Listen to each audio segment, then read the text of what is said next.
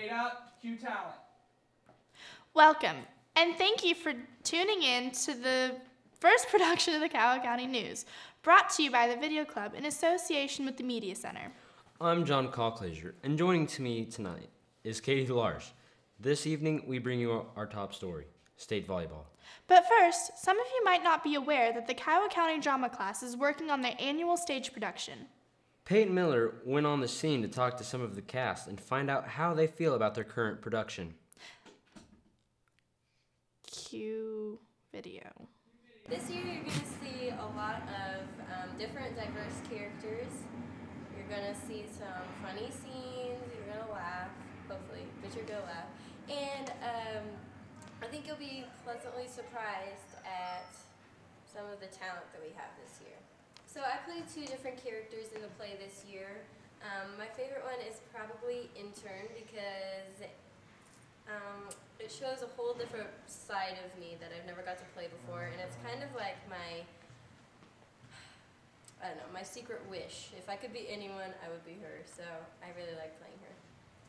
The favorite thing about my character, Steve, is that he's not trying to be funny, he's trying to be very serious, but he's also kind of the catalyst for most of the funny moments in the play.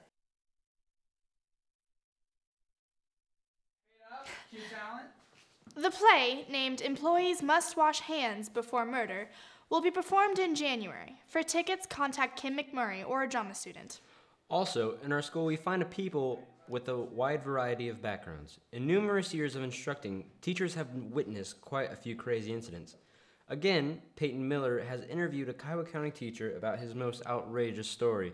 This week, Peyton asked Mr. Randy Vandenhoek to give us his story. He had this to say. My wackiest teaching moment, I believe, came in my first teaching job at Lewis High School. I was teaching math and science both, and one day I had explained to some students in science what would happen when you put sodium into water.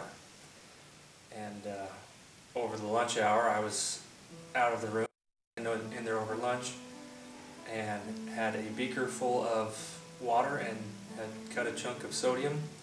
And as soon as I walked in the door, they dropped the sodium into the water, and there was a massive explosion, and just kind of left my room with a mushroom cloud.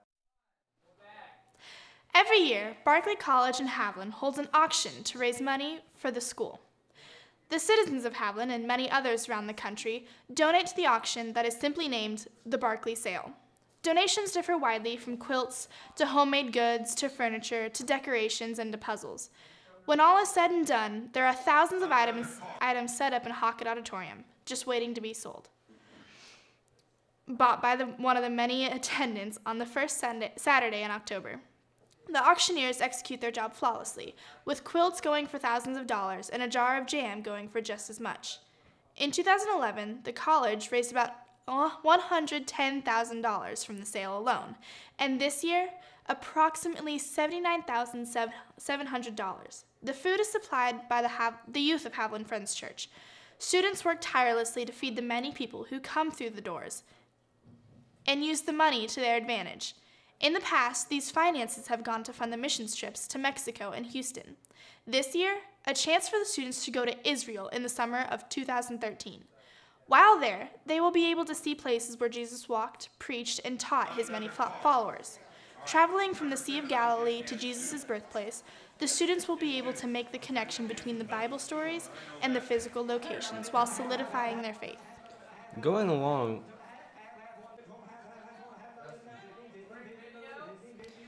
it was totally supposed to be played while I was talking. Yeah.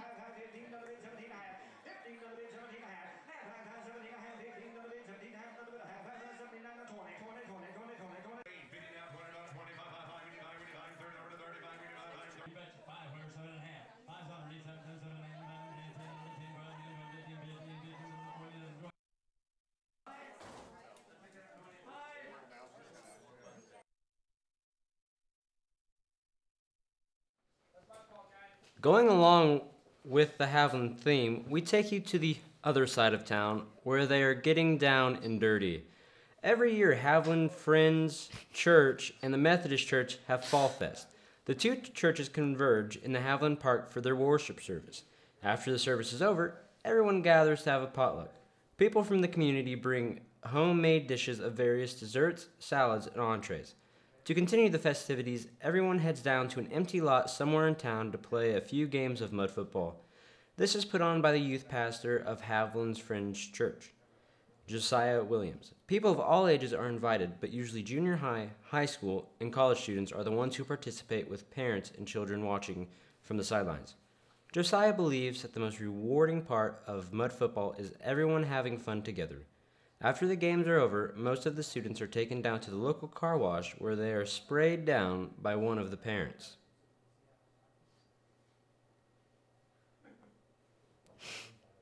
Am I supposed to go? What? Am I supposed to be going?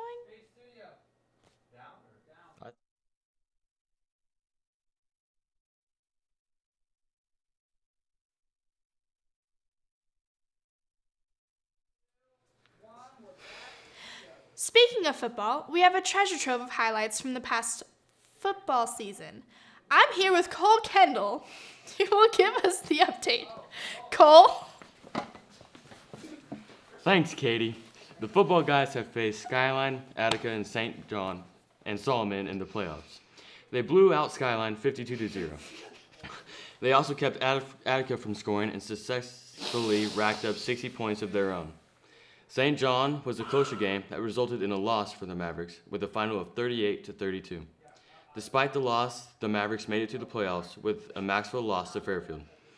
The Solomon game was upsetting. The Mavericks lost 54-42. The Mavericks had a very good season, finishing off with a record of 6-4.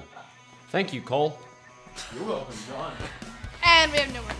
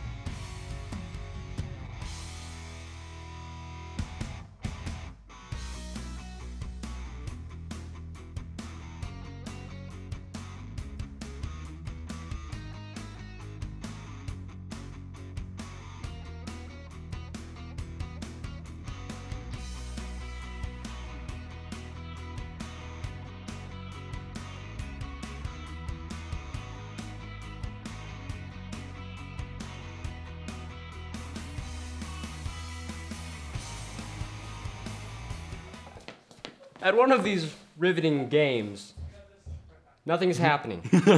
Riveting games, there was a very cute performance you might see gossiped about.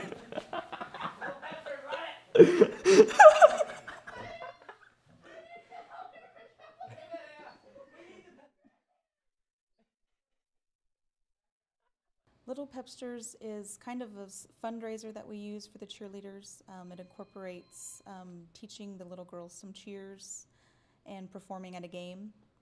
It's not a huge moneymaker because it's more fun for the girls, but we do make about $100 every time we do that. Here in Kiowa County, this is the third year, I think, that we've done it, but I've been a sponsor at previous schools, and so I've done this for about 8 years. We do it twice a year. We have practices 3 times before the performance, so it's just that week they learn things really quick. Little Pepsters is available for anyone 3 years old up to the 6th grade. I think it's a great experience for the kids. It gets them in front of the crowds. It's fun for their parents to see that. It might give them an interest in cheerleading later on, so they kind of know what it's about. The cheerleaders, thank you and good night. Yeah! That's a wrap. Let's go home.